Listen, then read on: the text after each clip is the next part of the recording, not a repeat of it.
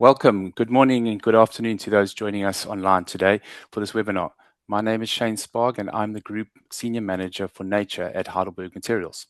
On behalf of Cement Europe, I'd like to welcome you all to the EU Week Partnership event. This event is entitled Bringing Nature to Industry, Bringing Nature and Industry Together, Protecting Biodiversity in Europe's Quarries. We have a great lineup of speakers today. Our first speaker will be Alexandra Silva, and she is the Environmental and Biodiversity Manager at CECIL in Portugal. She is also the chair of the Biodiversity Task Force at Cement Europe, as well as she's also played a very active role in promoting best practices within our sector. We also have online today joining us Mr. Przemysław Oginski. Thank you very much for joining us. He is part of the European Commission and within the DG Environment in the Nature Conservation Unit. Thank you for joining us. You're no stranger to this sector, and we know that you've managed to kindly, we've convinced you to join us once more for a webinar, and so thank you for that. He will be providing us some insight into the status of member states' nature restoration plans. And then our final headline speaker will be Nigel Symes.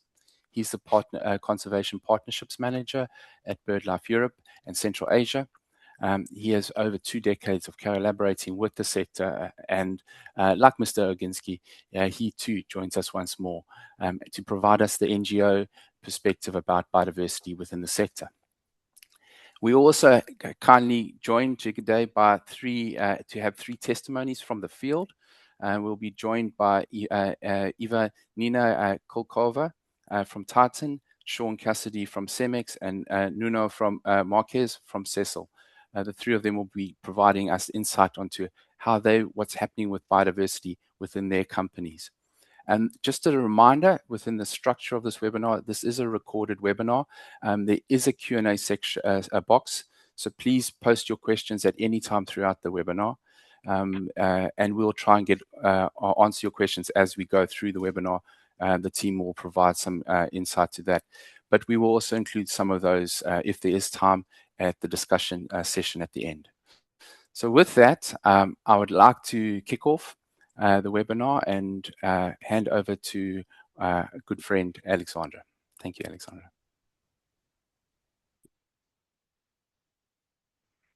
You're on mute. Alexandra, sorry, you're on mute.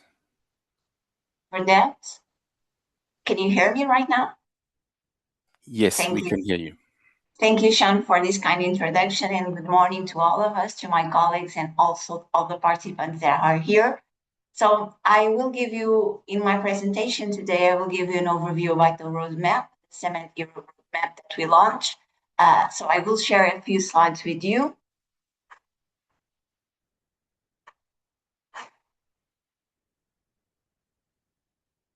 So just to check, are you seeing my slides? Yes? Sean, yes, is the slide? Okay, are. perfect.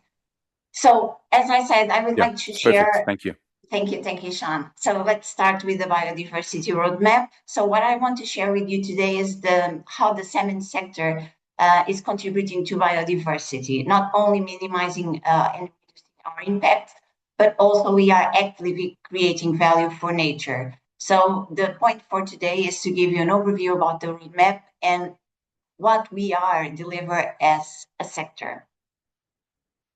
So we launched the roadmap in 2022. We launched during the European Green Week. So we have been partners of many Green Weeks with joining webinars. It was developed by the Biodiversity Task Force, and it had the collaboration of BirdLife and SER Europe, that is the Society Ecological Restoration. So this document, this roadmap, reflects a strong alignment between the industry expertise within the members of the Biodiversity Task Force and our colleagues, and also the scientific and conservation knowledge of our partners. It's important to say that the roadmap contributes to the global goal of nature positive And how can we achieve that? This goal, contribute to the nature positive.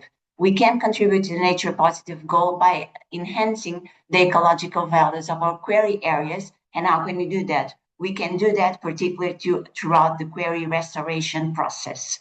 So in the next slides, I will give you a little bit more detail about the roadmap. So before I start in detail with the roadmap, I just want to briefly highlight how we can contribute to restoration, and especially in the context where restoration is now being discussed at the European level. Quarry restoration can play a very concrete and strategic role in delivering the European restoration law. This particular for a large scale of restoration of degraded ecosystems. And this can be done not only after the operation. I don't know if you are aware of this, but quarries, especially cement quarries, have long life cycles. So also we can doing this during the active quarry and during the operations within the quarry. So most people often see quarries as environmental liabilities, where areas where biodiversity cannot thrive. This is a misconception, and I'll be very direct on this. So while we have, of course, we recognize we have an impact on extraction, but also quarries can offer unique opportunities for biodiversity. And as I said, throughout the whole life cycle of the quarry. So we can create habitats for protected species, especially in the European context. We are talking about the habitats on birds and habitats directive. Most members use native species on restoration. They have nursery plants where they produce these species. They have seed collection. And during the whole cycle of the quarry rehabilitation, we will create different seasonality of habitats. And even in the first stages of successional habitats, we can also help pioneer species like wildflowers, and also pollinators, an important group of species that provide an important ecosystem service, and they are in decline in Europe. So many cliffs, bears, slopes of the quarries also can provide refuge for and also nesting opportunities for bird species, even refuge for all other species like reptiles. So this is something that I want to give you an overview what quarry rehabilitation or quarry can provide to biodiversity. The last one for me is one of the most important. Working with nature and especially working in restoration, it's not an easy task. Nature is not an easy engineered. So within the sector, we have built in a strong restoration expertise. And this is largely because quarries operate, especially within our members, in different climates, in different ecosystems, in different habitats. And we develop a strong network within the members and also with local associations, academia, and also NGOs, because most of our members have partnerships with the stakeholders regarding biodiversity or quarry rehabilitation. So I just want you to give this outline how we can promote biodiversity in our quarries. So now we will enter in detail in the roadmap. So regarding the roadmap, we define actions and targets until 2030, and we define in 4 strategic focus areas. So one focus area is ecosystem rehabilitation and ecosystem service. The second area is linked to the European Initiative of pollinators. The third is dedicated to invasive species. Here we only focus on plants. Just to be aware that queries regarding invasive plant species can quite colonize disturbed areas and bare substrates. So this is an important focus area that we select. And the last one, protected species here, as I said, linked to the directives of birds and habitats directives.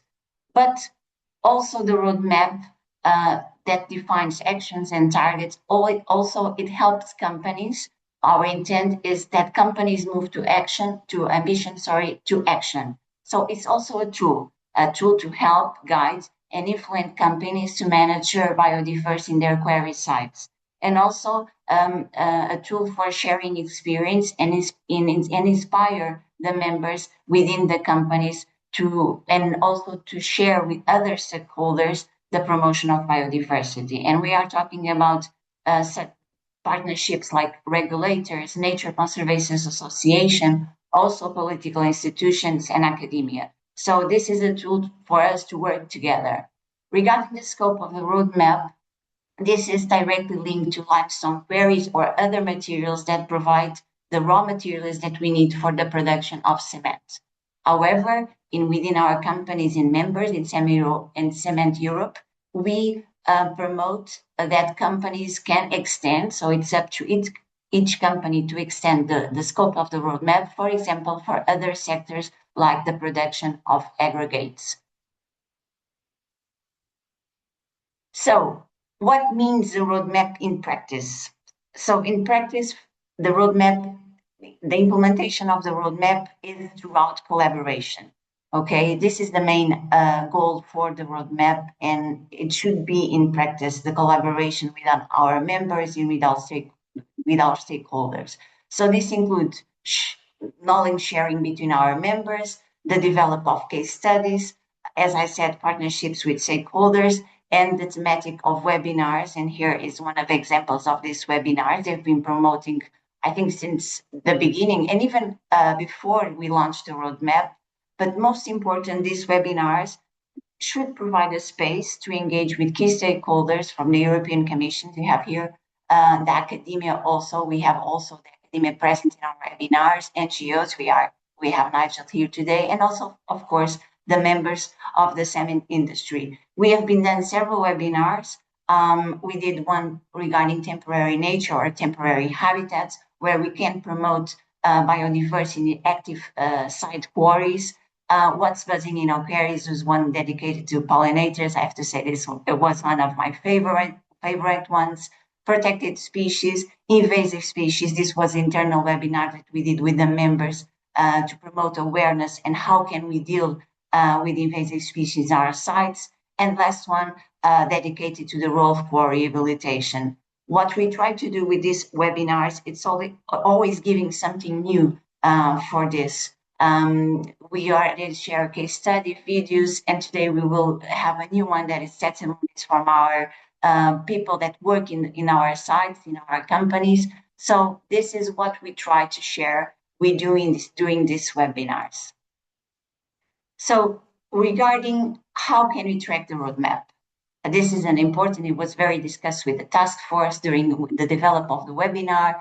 And as the saying goes, we cannot manage what we don't measure. So we develop a set of KPIs for each focus area to track and measure the implementation of the roadmap. I will not enter in detail in all of the KPIs, but I just want to provide you an example what type of information we collect for tracking the roadmap. So you can see here, this is a KPI that reflects not only the hectares that members are restoring in their quarries, but also the type of area that they are restoring. And you can see this is the data from 2022 until April 2024. You can see that 46% of quarry areas are rehabilitated as natural forests. This means natural forests that members only use native species in the process of restoration.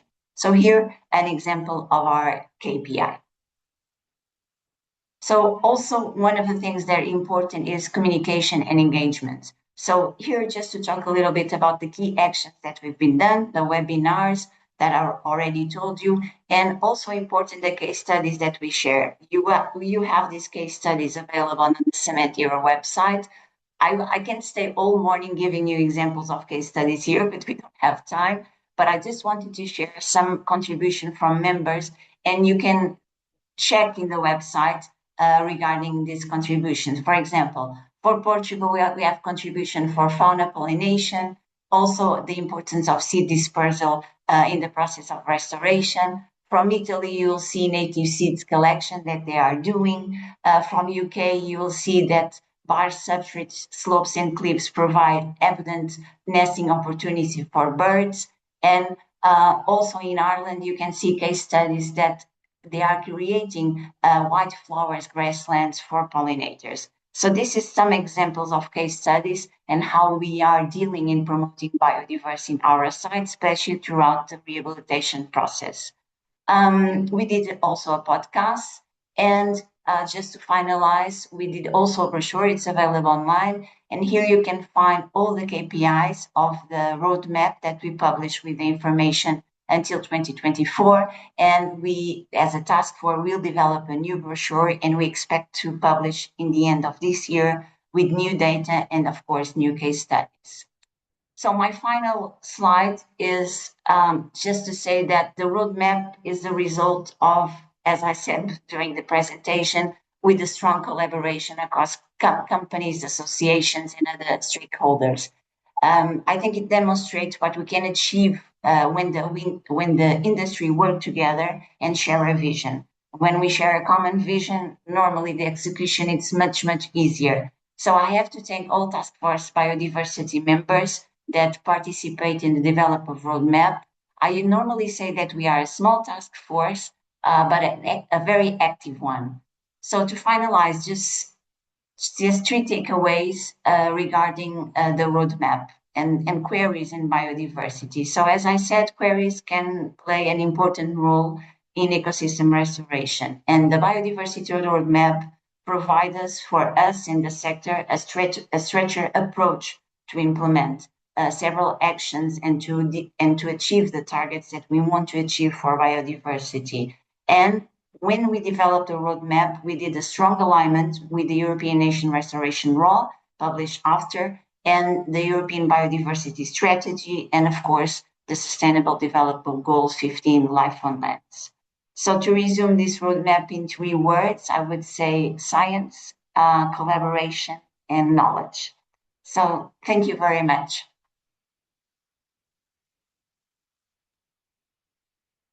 Thank you very much, Alexandra. I think that's very interesting. And yes, it certainly has been a very ambitious task to try and deliver on that. And we'll reflect a little bit more on it a bit later when we have our panel discussion. We will be breaking up the speakers with testimonies as mentioned. So our first testimony comes from Mr. Marquez from Cecil in Portugal. If you would like to put on your mic and give us a short introduction. Thank you. So I will present Nuno Marques, a good colleague of mine that we worked a long time. So Nuno worked in the cement industry, I don't know how many years, I would not say the age, but is the responsible of quarries and also industrial development at Maceira and Pataias plants in Portugal, in the center of Portugal. So let's hear the testimony of Nuno Marques.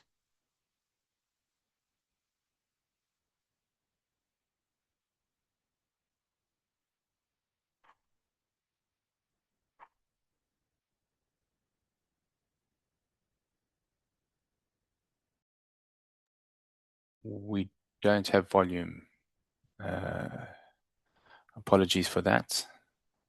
It's always the good part of trying to introduce video into a live feed.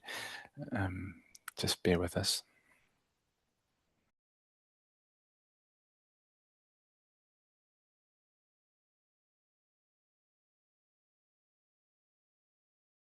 Cecil Maceira plant quarry, landscape rehabilitation is carried out in parallel with extraction. Worked out areas are rehabilitated while operations continue in active zones, helping to reduce the environmental and visual impact over time.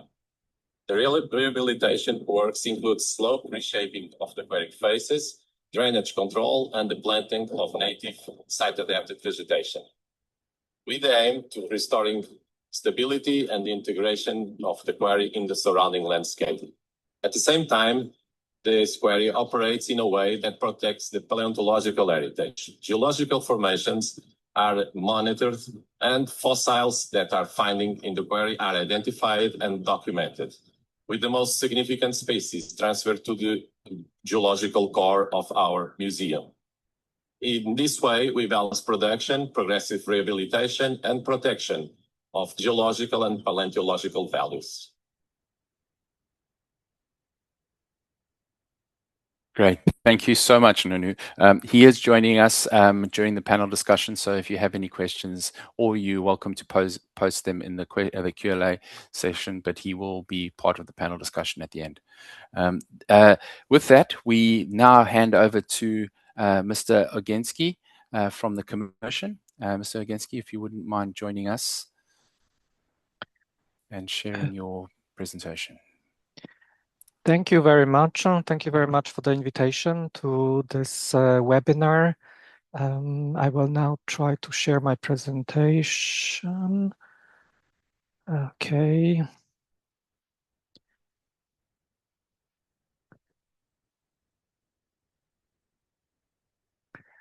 I hope you can see my slides now.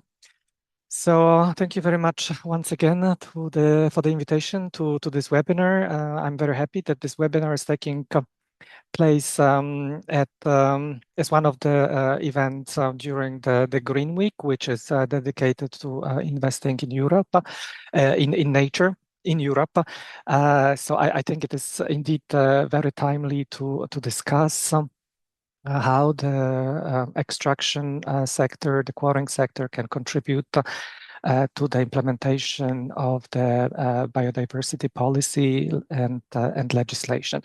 And I will start by giving a little bit of context. So obviously the arguments for nature restoration, I think, are pretty known to our viewers, but let me just briefly summarize it from our perspective. So in the European Commission, every 6 years, we collect data on the conservation status of the habitat and species protected under the EU legislation. And unfortunately, the results for the last cycles, they are not particularly positive, because only approximately 15% of our habitats are in favorable conservation condition. The situation is similar for the species. At the end of this year, we will have a new report from the Commission that will show the situation in the last 6 years. We see some changes, we see some progress in some areas, but unfortunately, we still see negative trends for some other ecosystem types. So I think we will still need to continue strong efforts to bring nature to a better condition. We also of course, need nature protection and nature restoration for a number of ecosystem services, including in particular all the efforts related to climate mitigation and adaptation, including in relation to capturing carbon. And I think all the restoration efforts also by the quarrying sector have an important role to play in these efforts. And we also see increasingly that the businesses, the companies, and also the banking sector, they see the value of protecting nature. First of all, because many of them depend on delivery of at least one ecosystem service, but they also increasingly see the business case in nature protection and restoration. So in this context, also, the Commission proposed a number of measures to speed up the process. And as a part of the European Green Deal in 2020, the Commission proposed a new biodiversity strategy for the next 10 years, which included 4 big priorities. From my perspective, the priority on protecting nature and restoring nature is the most important. And I would like to now give a little bit more detailed information on that. So as regards the priority on nature restoration, the Commission proposed adoption of the nature restoration regulation in 2022, which after 2 years of very intense discussions and negotiations in the Council and in the Parliament, was finally adopted in 2024. And now we are close to 2 years into the process of implementation of this new important piece of legislation.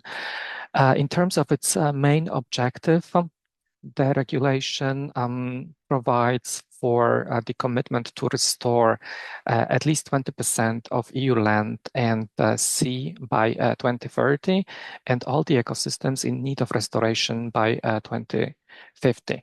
The important thing is to highlight that the restoration has a very broad meaning under the nature restoration regulation, because it refers both to active and passive measures that aim at the recovery of ecosystems. And I think that the quarrying sector has an important role to play here in this both of these areas. So active restoration, but also letting some of its disused locations for passive restoration.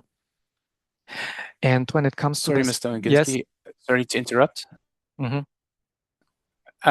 Your slides are not changing. I'm not too sure if you were changing any slides. Oh yes, I am changing them. But we're not yes, seeing I am changing. Yeah. I am changing my slides, so I don't know what to do about it. Maybe maybe someone from your sides would like to step in. Okay, let me try again. Let me try to share my presentation I think, again. yeah, if you wouldn't mind just re-sharing, and then apologies for that. That's okay.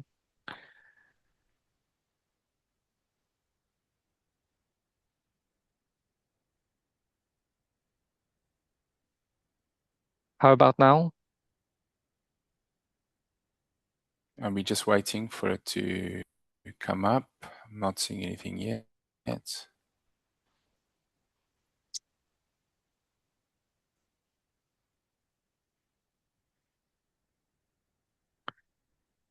Yeah, no, the okay, stop sharing. I'll stop sharing. Okay.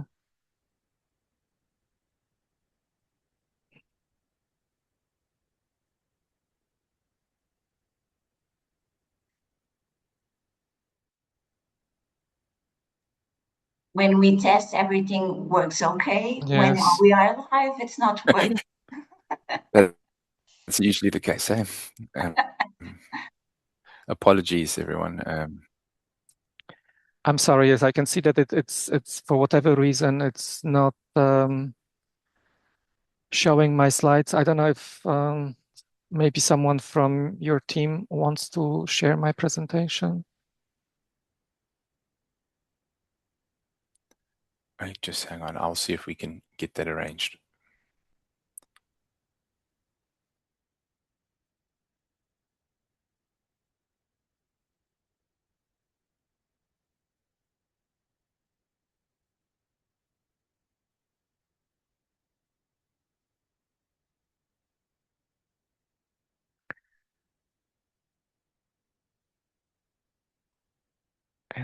Okay, I was already on slide 5, I think. Yes, great. And the next slide, please. Wonderful. So in addition to this broad targets for nature restoration, we also have specific targets related to particular ecosystem types. So we have targets for the habitats protected under the Habitats Directive. We have targets for the species covered by the nature legislation. We have a totally new area covered of marine ecosystems, urban ecosystems, river connectivity, pollinators, agroecosystem types related, for example, to rewetting of peatlands, forest ecosystem types, and the goal of planting 3 billion trees by 2030. The next slide, please. And what is the specific process in place to deliver on this goals? So the member states are supposed to prepare the national restoration plans. by August this year, they are supposed to send to the Commission the first draft of this plans.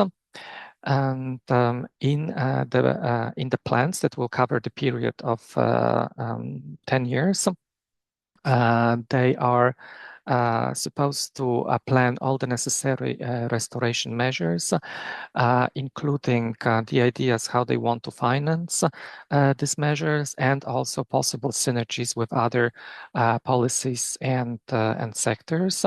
And the nature restoration regulation specifically refers to the need of reflecting in these national restoration plans the activities related to critical raw materials, and also to the need of consulting the measures with all the relevant stakeholders. So I think there is an important role of the extractive industry and the quarrying sector also to participate actively in this process. The next slide, please. And in terms of the timeline, so as I mentioned, the member states are supposed to submit the first draft to the Commission by the end of August this year. The Commission then will have half a year to give the feedback to the member states. Then the member states are supposed to publish the final national restoration plans by September of next year, and then the cycle of revisions will start at some point. The next slide, please. As I mentioned, this then the nature restoration will also need to reflect, will not happen with important financial investments.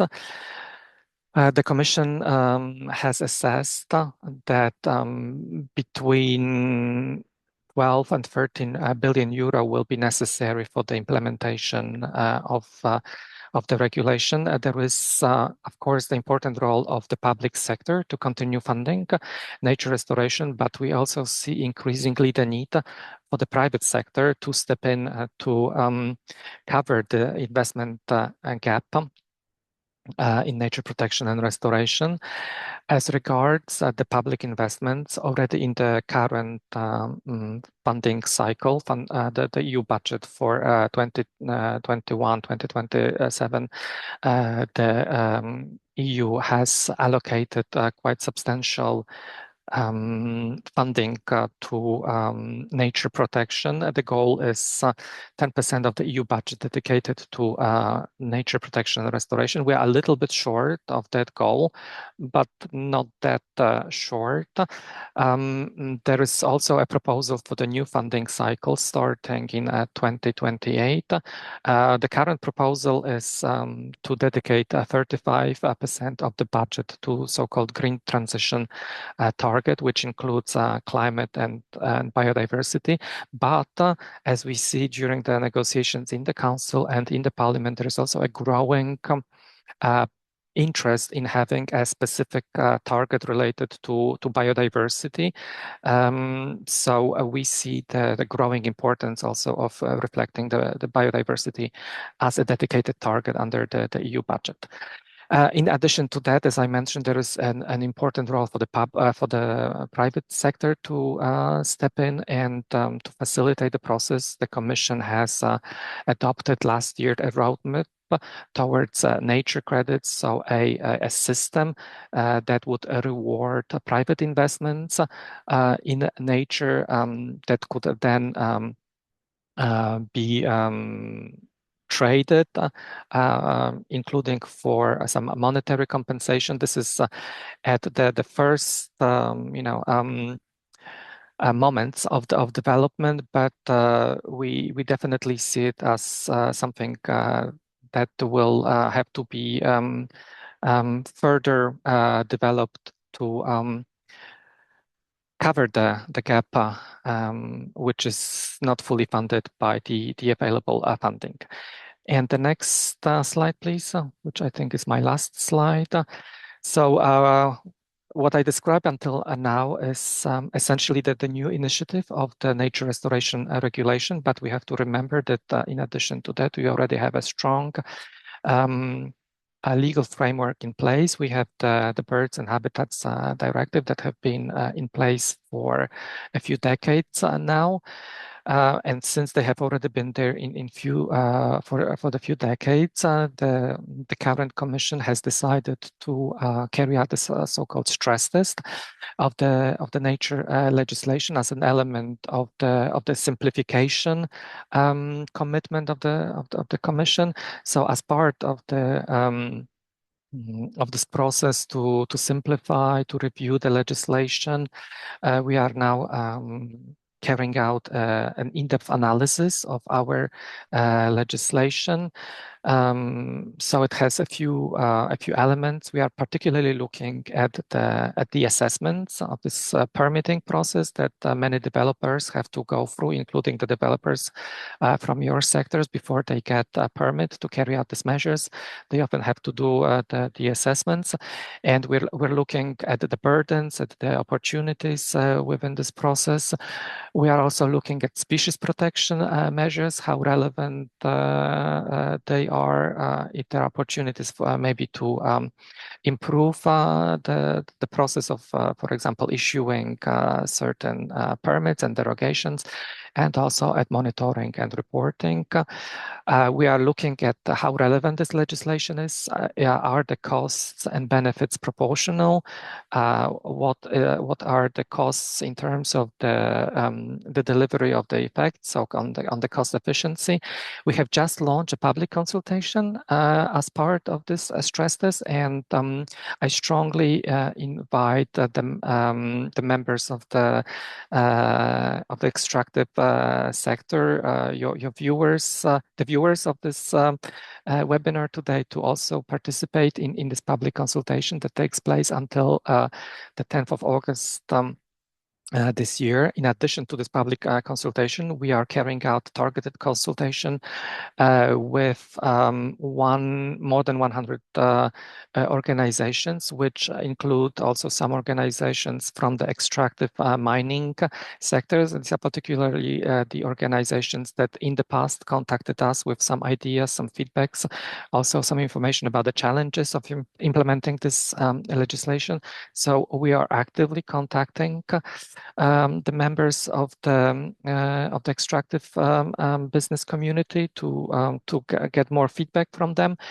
And to close this process, we will have an implementation dialogue hosted by Commissioner Rosval in October later this year. And by the end of this year, we will have the final report on the process.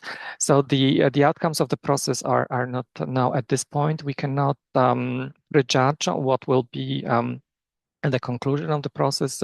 Will the conclusion be that some changes, some amendments are necessary, or maybe that we have to focus on better implementation of the legislation? We don't know. We are collecting all this information to see how we can move forward in future. All this information, including all the links to the public consultation, all the background materials, is on our website. You have the link to our website, and I once again invite you to have a look at what we're doing and also participate particularly in the targeted consultation. So that's it from my side, and I'm looking forward to the discussion later on. Thank you. Thank you, Mr. Oginski. I really appreciate that, and thank you for that overview. It's nice to get a nice summary of where the Commission is at and what you're busy focusing on at the moment, and I appreciate that. Yeah, it'll be good. We will discuss more in the discussion session a bit later. Thank you again. We'll have another testimony right now. So Ivanina, you can share your screen as well as come on to an introduction. Thank you. Thank you very much. Good morning. My name is Ivanina Chukova. I'm working in Zlatna Panega Cement, part of the Titan Group in Bulgaria. And I'm glad to share with you the efforts of our team, of our company about the biodiversity supporting. Now you are going to see a short video for creating of artificial lake in our quarry Zlatna Panega, and also educational and recreational area. In the event took part more than 50 volunteers, and the idea of the project is to provide water in the dry season for the animals, for the reptiles, for the birds, pollinators, and also to present how the industrial activities contribute to the biodiversity sustainable management. Please, let's see the video.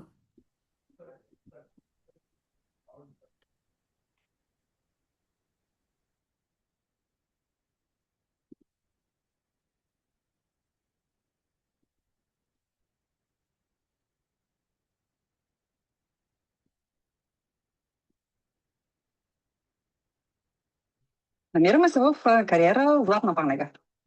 Кариерата е основната кариера на Златна Панега цимент и се разработва вече повече от 100 години. Преди 100 години тук е открит първият циментов завод в България заради качествените суровини. Тук открихме, че всъщност има много богато биоразнообразие. Днешната инициатива е част от петгодишната програма на Титан Златна Панега, свързана с опазване и възстановяване на биоразнообразието в района. Кариерата се намира в карстов район, което означава, че няма естествени водоизточници, което е проблем за растенията и животните, които се срещат в района.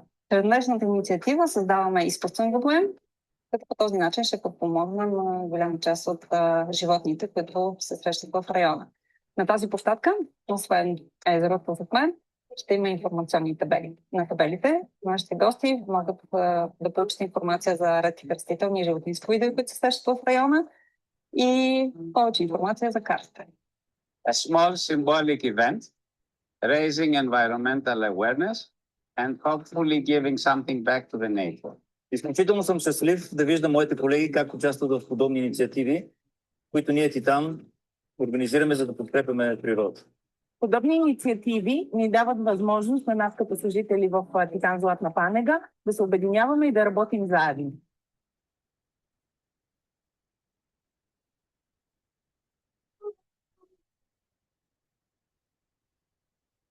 Perfect. Thank you so much, Ivanina.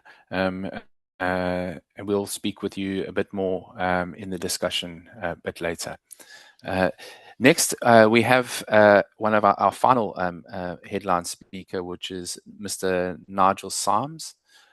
As I mentioned, Nigel is with BirdLife and will be giving the perspective from the NGO side. So Nigel, please, if you wouldn't mind joining us and sharing your screen. Thanks, Jane. Good morning, everybody. Now for the technical challenge. I think, like others, not wildly familiar with Zoom, but here we go.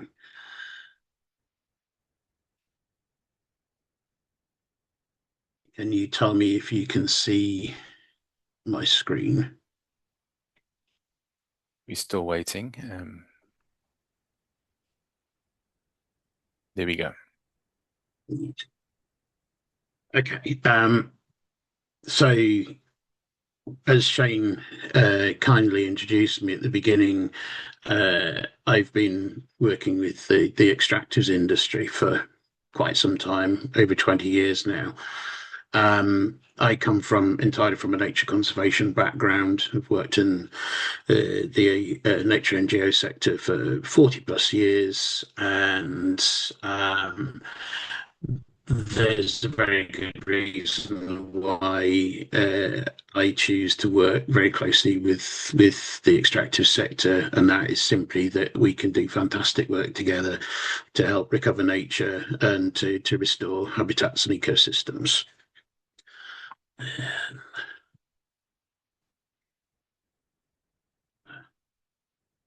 What's going on there?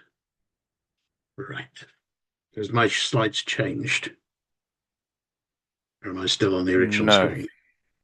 There we go. There we go. We've got it. Cool. It's working. Just a bit of Thanks, lag. Nigel. Yeah, sorry. And apologies that my slides are on another screen now for some reason. So from the BirdLife and from BirdLife partners, and there are 133 partner organisations across the world.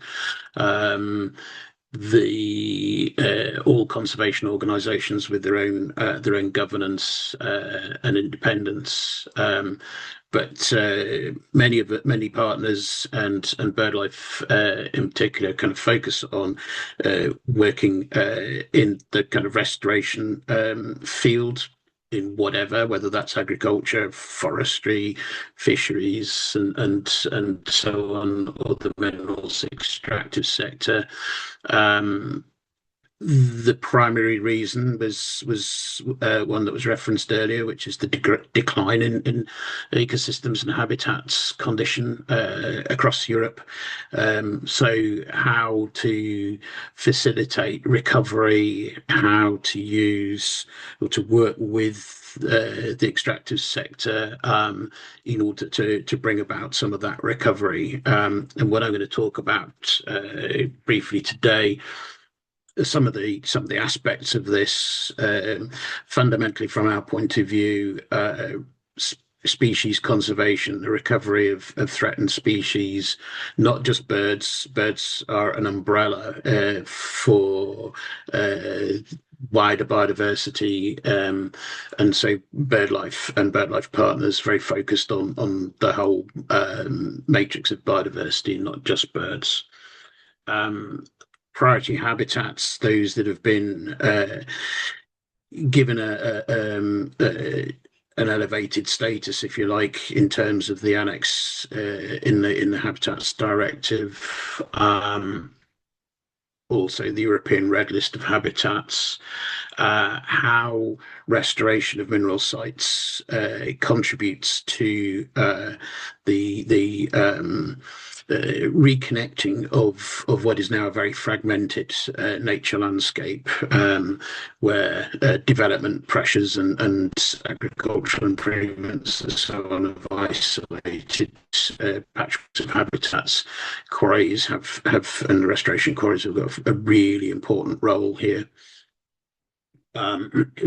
And how those sites, when restored, can help to buffer the pristine, the protected Natura 2000 network sites from the pressures that they face. And as a key part of this, and I think it's really important for us to think of nature and nature recovery in the context not just of the biodiversity, unless you include human beings as part of the biodiversity, which I guess we are, but is how the restoration of ecosystems can actually help to further our economy, improve our livelihoods and well-being, and start to help to buffer and make us more resilient to things like the effects of climate change.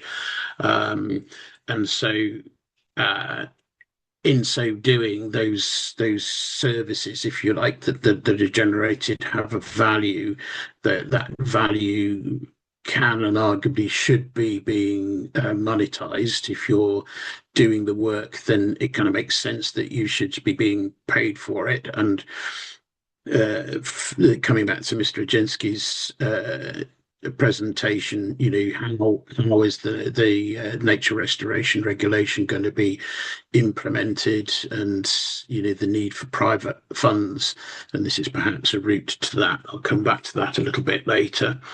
And then how the sector contributes to and identifies its contribution to the global biodiversity targets, to the nature restoration EU targets to country level targets and so forth, because I think only then will you be able to demonstrate your value in biodiversity and ecosystem restoration terms to your audiences.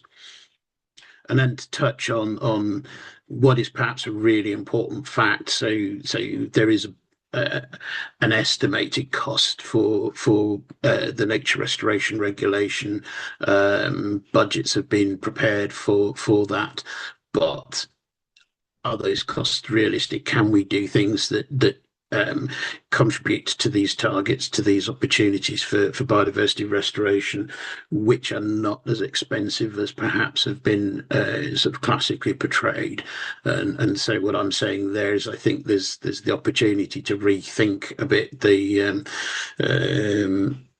the process of restoration and to move away from some of the shall we say, traditional methods. What I'm going to do now is just show you a few examples of low cost and high cost restoration approaches and their relevance to priority taxa, priority species. So the first example is an area that was bare sand that was left. It had some of the spoil, the overburden, topsoil stripping rather, spread on it, which probably had some of the heather mixed in amongst it, but the recovery has been to a heathland because it's acidic, sandy material, and spontaneously that's developed, and without any encouragement, rare species like sand lizard and smooth snake have moved in. These are highly protected species in the UK and are both on the Species and Habitats Directives Annex. And I was at this site last week, and there were smooth snakes everywhere. It was really quite astonishing how well they've adapted and taken to this very simple approach to habitat, kind of espousing the sentiment that less can be more.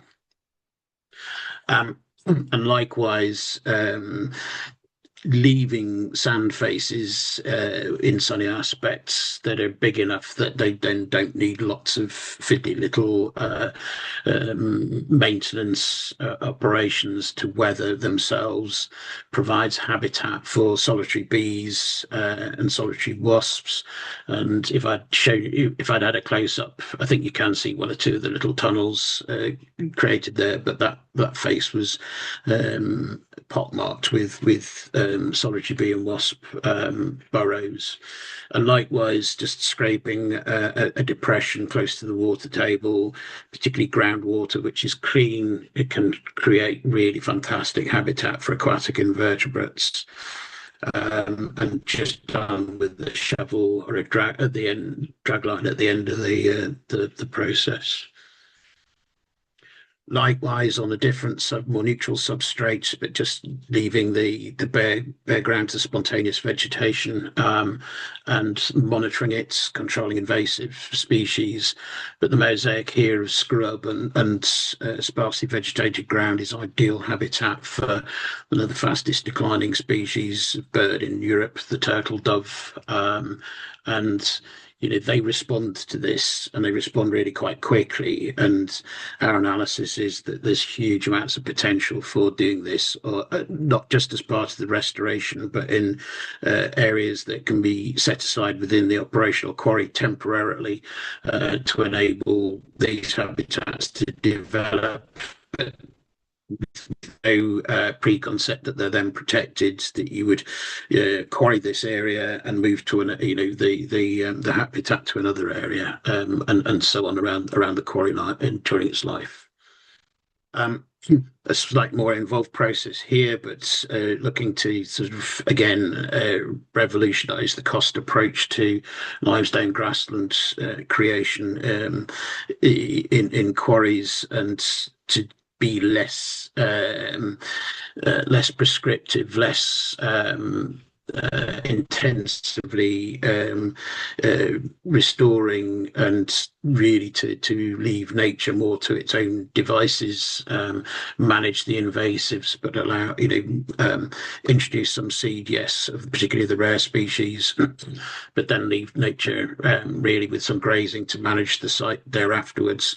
But in this case, which is a CEMEX site in the UK, a particularly rare species of butterfly has colonised it, the Duke of Burgundy, and that's in response to a restoration approach that's taking a holistic view of biodiversity and also people access and so forth. And then perhaps the most involved, but nonetheless can be delivered at good value price cost base, is wetland creation. And I know that in the cement industry, an awful lot of the extractive sites are not going to lend themselves to massive wetlands, but there are certainly examples where small scale wetlands can be created and where things like clays and stuff are needed. But this is a sand and gravel site that has been restored on a very large scale for wetland birds, but also to deliver ecosystem services. The bittern, which was down to, I think, 11 pairs in the UK no more than 20 years ago, there are now 15 pairs breeding in this site. So it's got more than 100% of the previous population, which just shows how powerful quarry restoration can be. And that's an analogue for other species. It doesn't have to be wetlands and it doesn't have to be bitterns. It's how the restoration approach to decision making can lend itself to these outcomes. Very quickly, a very simple schematic really of process, really just making the point that working with expertise, ecological, hydrological and so on, in the design phase for the restoration plan, and then in implementation, such that you've got that expertise on hand that supports your expertise in earth moving and installing water control features or whatever.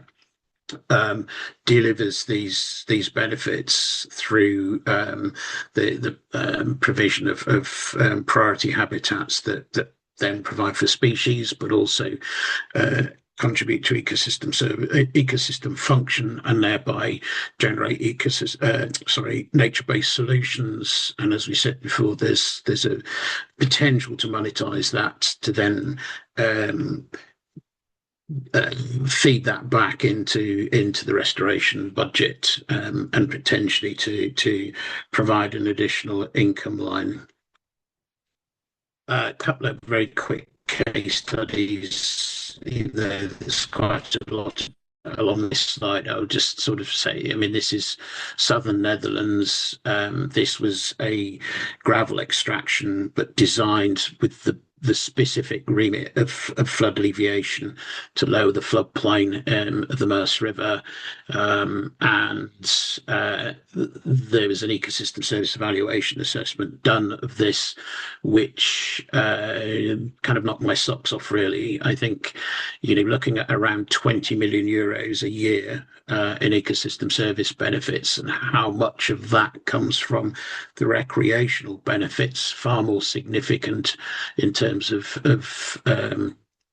the economic value than the flood implications that it's there to mitigate. However, in 2021 there were massive floods in the summer in the Rhine and the Meuse, and this system was not complete at that point. But whilst there was devastating kind of impacts in the Rhine, the Meuse in this area kind of survived, and that there was no human loss of life, and the sort of insurance costs were actually relatively low, which kind of then suggests that those values could even be reevaluated upwards. And it is perhaps the most sort of extreme, not extreme, but kind of high profile value, a demonstration of how mineral sites can deliver nature-based solutions. So yeah, you might have to sort of adjust those figures according to the sites that you have, the scale that they're operating at, but nonetheless bear in mind that this is a recurring annual value, just simply to demonstrate the process. And just to note the slide on the right, the pinkish arrows points to the feature in the old river and where that now sits in the new river, so you can get an idea of how the river has changed. And obviously, when in winter the water spills over onto the floodplain because it's now reconnected, and therefore not into the towns and cities. And then looking at how we do landscape scale and how we build this this contribution to nature recovery and to repatriating habitats. This is it's not fictitious. It's a real world example, but it kind of looks into the future a bit. But you have something around 1,700 hectares of mineral winning and or potential minerals to be won in this floodplain, but it could be that it's limestone in, for example, the Derbyshire Hills in the UK, but there are other examples across Europe where you get concentrations of sites. And therefore the companies working together with the planning authorities and so on to create a vision, a concept for a kind of combined restoration approach that delivers large scale, landscape scale habitats. So just to sort of to wrap up with some reflections, as I think I was asked to present. The first for me, and I think it's like the most powerful, is that we do need to be ambitious. I think that this industry and my kind of experience over the last 20 years has proved that this industry can do fantastic things, and often that can be done at real scale.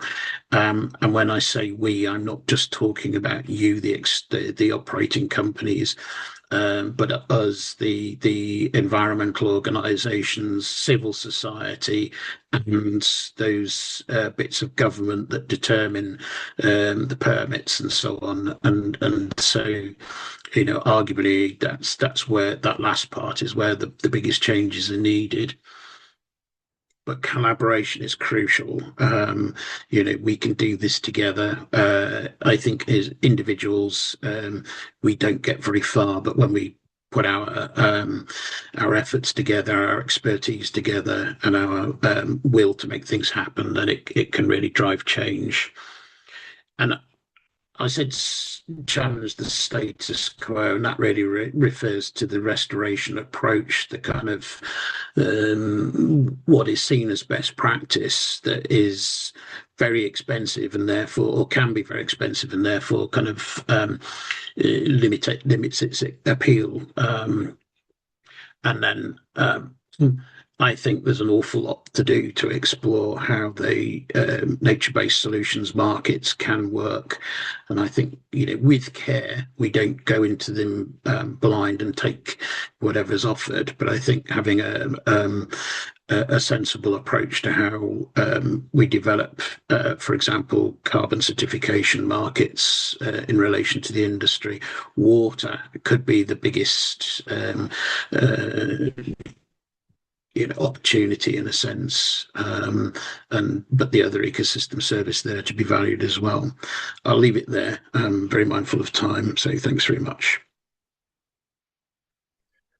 Brilliant. Thank you so much, Nigel, and some really great examples.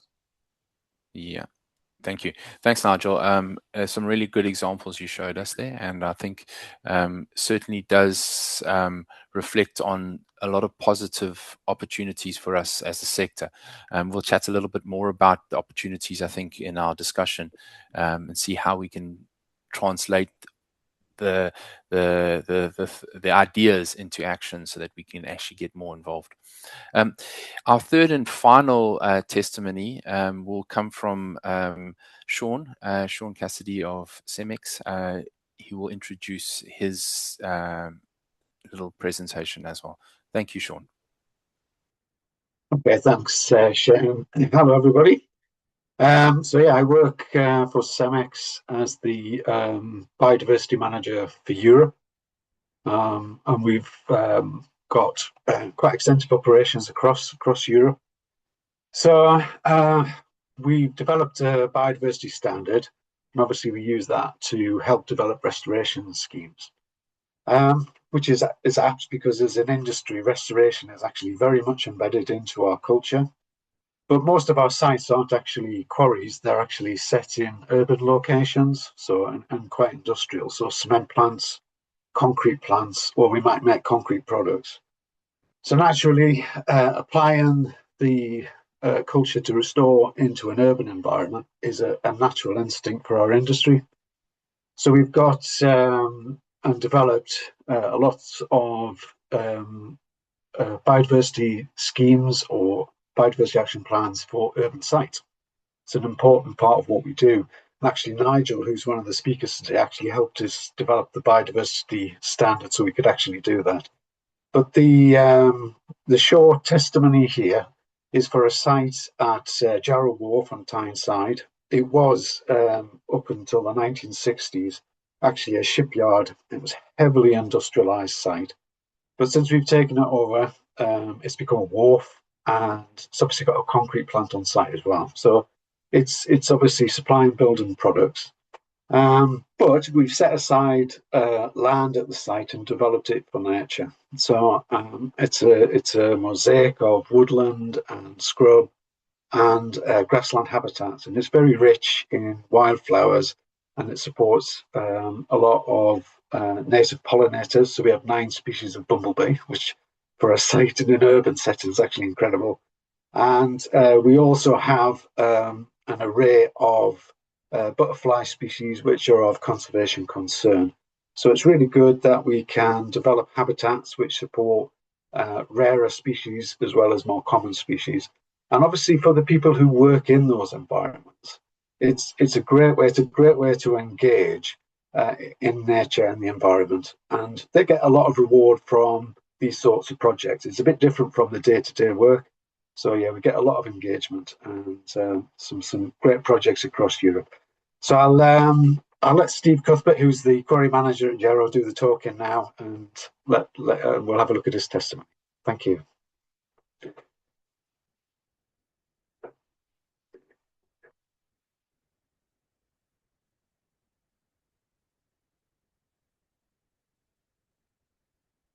Just need the sounder now.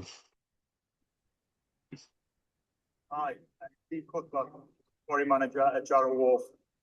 On site, we have situated a ready-mix concrete plant. The site over the last 100 years has been heavily industrialised. Since CEMEX has took over, we have a plan for nature.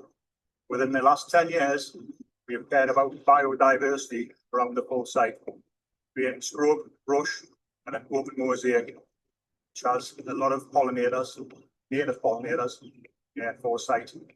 The habitats around site, we get a lot of seabirds and songbirds.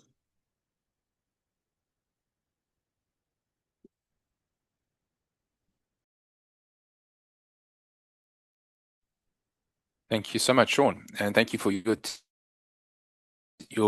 team. It's an interesting work you're doing at that site, and particularly the fact that it's in a heavily industrial area. I think it's a great example. So with that being said, that we wrap up as far as the presentations go, the formal side, and we will have now a more of an open discussion. So we'll be joined by all presenters so far. But we have just a reminder, we have a questions and answers box. Please use it if you have any urgent questions, or while we're discussing a couple of the topics, it would be nice if you pop in a question or two. We certainly would love to hear from you all. So it's there available on your panel at the bottom. So, with that being said, maybe we can stop sharing. I don't know why it's doing that on my side, but nonetheless, what we would like to do is start off with a question related to our main speakers, and get a little bit more understanding. And Mr. Oginski, I'll direct this question to you in particular. Obviously, we've heard, and you've even mentioned that, and we acknowledge that our sector plays a role in the could play a role in the development and implementation of the nature restoration plans. But obviously, that's coming to an end. The development of those plans is scheduled for August this year. But what remains a bit uncertain is, how do we get involved? Do you perhaps have any sort of pragmatic advice that we, as member associations, companies, could have on how we could contribute or get involved? And my second part to that question would be, do you possibly see that the European Commission could possibly help promote or encourage business involvement within the member states, so that we could possibly get involved? Yes, thank you, Shane. Sorry, there we go. So I think there is still time for the sector to get actively involved in the preparation of the national restoration plans. We know that all the member states are still working on them. Some are more advanced, some need a little bit more time to still finalize the draft national restoration plans. So I think it's always good to proactively contact the authorities that are responsible for the preparation of the plans. In most member states, they have dedicated working groups that work on specific ecosystem types, being wetlands or forests or grasslands. And obviously the quarrying sector will be more interested, I guess, in some of them, like particularly grasslands or some other ecosystem types, maybe less in marine ecosystems. But I think that there is definitely still possibility to contribute, particularly also bearing in mind that the member states in this first phase will only submit the drafts that the Commission will evaluate. We will send our comments to the member states, and then there will be still time to contribute at a later stage, because the member states will have until the end of August next year to finalize and publish this national restoration plans. Whether there is a possibility for the sector to contribute more horizontally. Well, we have some dedicated expert groups that we work with the member states to coordinate the preparation of the national restoration plans.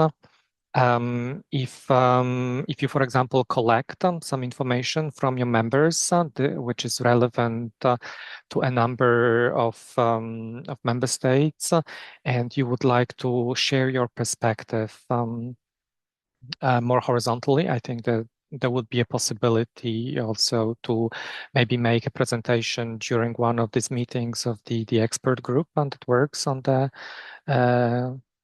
preparation of the national restoration plans.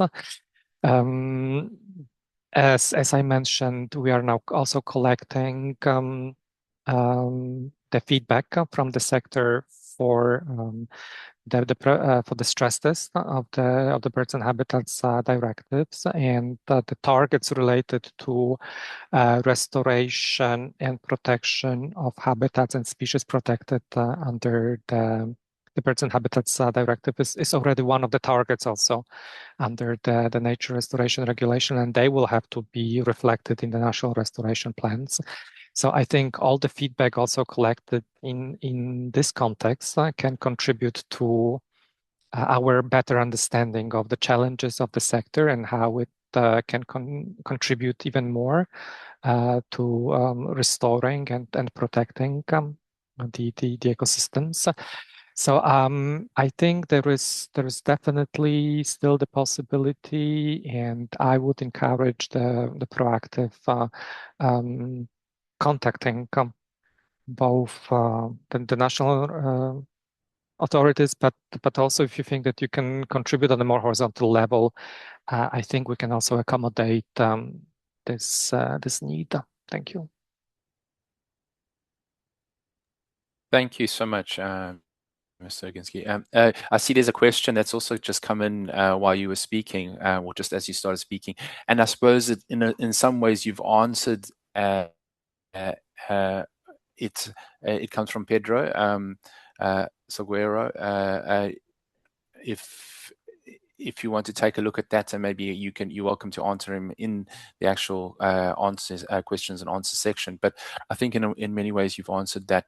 It's nice to hear that we're not shut out. The concern is that things are progressing quite fast in some countries, and therefore we've always spoken about it as a sector, but we're not too sure how do we get involved. And I suppose there's a little bit of hesitancy in how do you approach it, and it's nice to know that we can be proactive, and there's support in that we could go forward with a proactive approach at a national level. So that's nice to hear. Thank you for that. I have a second question on, and it reflects to the nature restoration law, and I think we ask it now, but it's an open question, and you welcome those that are listening in can also make a comment in the actual questions and answers regarding this. Is that obviously our sector has been very supportive of the nature directives. Historically, we've always been there and voiced many opinions around it and supported it when it did go through other evaluations in just over a decade, I think, ago now. But with that being the case, with this new stress test that's being commissioned, my question would be, do you see it potentially impacting the progress on the national nature restoration plans, particularly in the fact that if we're uncertain of what's in it, if there's going to be some changes, how does one plan going forward with that? And asking that question at the same time, do you think our sector, is there something that our sector could do or should do in relation to the stress test? Anyone? I'm opening the floor. Nigel, you're welcome to jump in as well. But Mr. Oginski, you can also, if you feel that you think you have a response to that, you're welcome to share as well. So yes, absolutely. All the feedback from your members of the community is very welcome. We are particularly looking at feedback concerning permitting procedures and also on the strict species protection provisions. We understand that permitting of quarrying infrastructure, mining infrastructure, more broadly speaking, is not an easy process. We understand that there might be some problems related to national legislation, how nature legislation is implemented by the national authorities. Maybe you have some experience with some issues which, in your opinion, could be improved, so that we avoid, for example, unnecessary burden, so that we avoid duplication for some procedures. So if there are ways that can work better, in your opinion, we would be definitely interested in hearing your feedback. And all this experience that we gather in the context of the stress tests of the nature and of the nature legislation, Birds and Habitats Directive, I'm sure we will be also able to use in the context of the implementation of the nature restoration regulation and the national restoration plans, because even though the legal framework is not exactly the same, there are still some similarities because both pieces of legislation require, for example, that there is no damage to protected or restored areas, but at the same time, both pieces of legislation recognize that the importance of certain economic activities. And as I mentioned, the nature restoration regulation specifically refers to the critical raw materials, which, okay, maybe it's not exactly, there is not maybe a full overlap between the critical raw materials and your activities, but there are probably some similar experiences with extracting different resources. So I think that we are at a really good time to get your perspectives, your experience, feedback from you, and if you have some ideas how these procedures can be improved. For example, if you have a lot of experience with working with species protection, and it was mentioned in the presentations of how these quarries are often amazing habitats for protected birds and insects. But at the same time, you need to ensure the continuation of your operations. So maybe you have some good experience of allowing certain activities while at the same time protecting the species. And we would be definitely interested in hearing to your ideas. And as I said, the future of this process is not prejudged at this point. The Commission is working on some ideas how to improve the permitting, but also there might be some changes coming to the nature legislation. So any good ideas are very welcome. Thank you. Yeah, can I help? Thank you. Appreciate that. No, that's good. Yes, go for it, Nigel. Thanks. I think the first thing to say is that we are in a global biodiversity crisis, that the primary causes of that crisis is human economic activity. I think the second thing then to say is the reason we're all here is because as an industry, we kind of embrace biodiversity and the opportunity to do really good things for biodiversity. Then I think looking at the directors themselves, I think it's generally regarded that they are world class, that there is nowhere else on the planet with such robust and long-standing nature regulation that has worked. The economy of the European Union has grown with these directives in place. I'm minded that, like, I think it was 10 years ago, there was a big push potentially to review whether or not these directives had a place, and this industry stood up fantastically to defend the nature directives on the basis that as an industry it needs to be able to plan long term. It doesn't need a mobile playing field where one year the planning regulations look like this and another year they look like that and so forth. And also that the industry has a real pride in what it can achieve. So I think what I'm saying here is that, we are. There is a stress test being undertaken.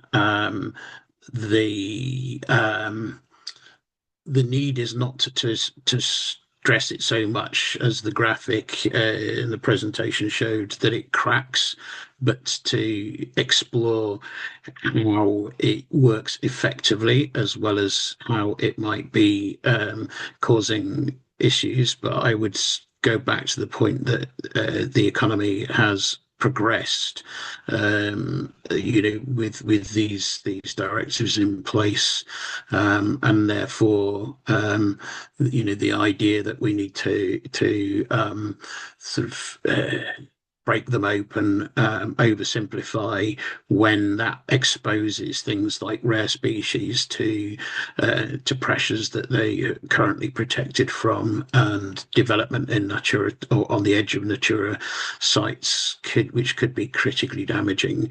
I think are really salient and really need to be taken account of. I appreciate that. Thanks, Nigel. I think 100%. I think most of us in the sector have been very supportive in the sense that we understand that biodiversity is a material topic for us. It's a topic that we engage with on a daily basis operationally, and knowing that we can protect and look after the environment, and there's legislation around that, helps us at least be able to work and plan correctly, and implement and deliver on targets. I think for us it's certainly been something of importance, and will remain so going forward. There are a couple more questions coming through. If you can take a look, some of them are directed at specific speakers. I think maybe you could have a look at them. I did want to just give one chance question to Alexandra, because particularly in light of the things that we're talking about, do you see, Alexandra, any challenges, or what are the perceived roadblocks around us delivering on the roadmap when we've set out some ambitious things to understand about the biodiversity in our quarries and get the countries and sectors, the companies to report? Do you see foresee any challenges there that might help moving forward, so that we can at least capture the information that our sector is working on? Thank you, Sean, for the question. We launched a roadmap in 2022, and we start collecting data after 1 year, basically. So I would say one of the main challenges in the implementation of the roadmap is data availability and baseline gaps, for example. I said here before, we cannot manage what we don't measure. So we have also many sites that don't have a robust baseline, for example, the biodiversity baseline. And it doesn't mean, when we talk about biodiversity baseline or biodiversity assessments, and we have the question in the chat, it doesn't mean to be complicated. We just sometimes need to look at the query and see the potential and focus on the potential of promoting biodiversity in a query. We don't need to go doing the whole inventory of species. And also a good rehabilitation plan articulated with exploitation plan, they must work together, is a good invention, a good way to start. I would also say that long-term monitoring is important. So we don't have yet this in a lot of queries. So we should invest on that. And also as a sector, it's linked to the roadmap, but also as a sector, sometimes it's difficult to demonstrate net positive impact or no net loss in a query versus the baseline conditions, because sometimes you don't have the baseline information. So I think we developed the KPIs in the roadmap, but as a sector, it remains difficult to identify the biodiversity sets, or difficult or complex. We don't have a standardized KPIs across the sector, even cement and aggregate. So I think this is the most two challenge: how we measure biodiversity success in the whole sector, not just the perspectives of the implementation of the roadmap. And also we need robust data to the implementation of the roadmap. Just a final note. I know that we don't have much time, but the sector invests a lot of restoration monitoring, and we have also investing in ecological expertise that is required throughout our partnerships also, and even internal workers within our sites. And sometimes we have a barrier that it's very difficult to see the benefits of these investments. And I work with other environmental topics. For example, for decarbonation investments, we see a clear return on investment and irregular pressure, but for biodiversity, sometimes we don't see these benefits on investing in biodiversity and ecosystem values, ecosystem service. So sometimes it's different. Exists the cost versus the value of perception on investing in biodiversity. So this is also a barrier, not only for the sector, but for all biodiversity related to core rehabilitation biodiversity. Perfect. Thank you, Alexandra. I see we have run out of time, and I know we all have busy schedules, so I do understand if you have to drop off. But nonetheless, I just want to thank everyone that has been able to present. Thank you very much for your presentations. They've been very interesting. I think the discussion has been good. It certainly shows that our sector is maintaining an ambition around conservation. There's lots of opportunities for us. We can do more, clearly, and it can be it is being recognized in the conservation world as well as within the governmental sectors. So we appreciate that, and let us hope that we can continue to be that example to many other sectors. With that, I'd like to say thank you very much again to all those that did present. Thank you to everyone that joined us today. The webinar will be made available soon, so you'll be able to rewatch it if you wish to, or share it as well in future. Thank you again, and I hope you all have a great day. Thank you very much. Bye-bye. Bye-bye.